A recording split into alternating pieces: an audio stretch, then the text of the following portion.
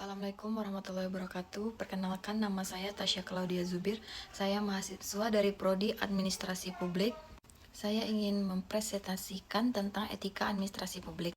Terminologi etika. Etika berasal dari bahasa Yunani et, yang artinya kebiasaan atau watak, sedangkan moral berasal dari bahasa Latin mos, yang artinya cara hidup atau kebiasaan. Norma berasal dari bahasa Latin (penyiku atau pengukur).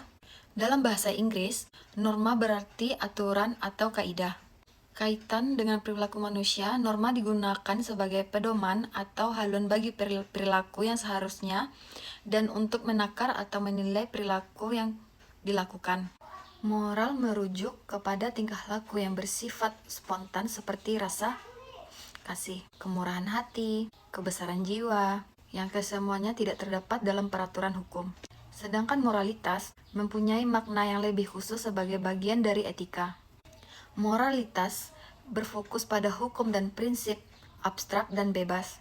Orang yang telah mengingkari janji yang diucapkannya dapat dianggap sebagai orang yang tidak dipercaya atau tidak etis.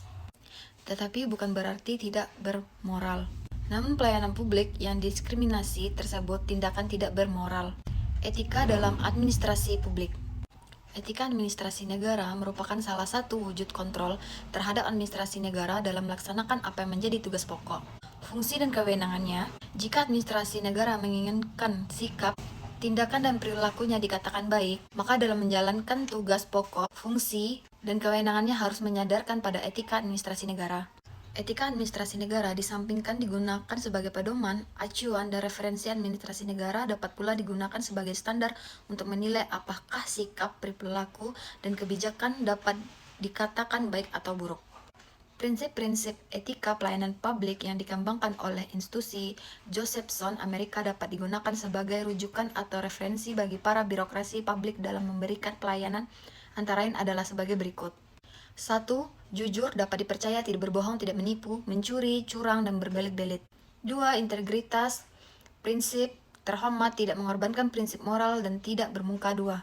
3. Memegang janji, memenuhi janji, serta mematuhi jiwa perjanjian sebagai mana isinya dan tidak menafsirkan isi perjanjian atau itu secara sepihak. 4. Setia, loyal, dan taat pada kewajiban yang semestinya harus dikerjakan. 5. Adil, memperlakukan orang dengan sama, bertoleransi, dan menerima perbedaan serta berpikir terbuka. 6. Perhatian, memperhatikan kesejahteraan orang lain dengan kasih sayang, memberikan kebaikan dalam pelayanan. 7. Hormat, orang yang etis, memberikan penghormatan terhadap martabat manusia, privasi, dan hak menentukan nasib bagi setiap orang. 8. Kewarganegaraan, kaum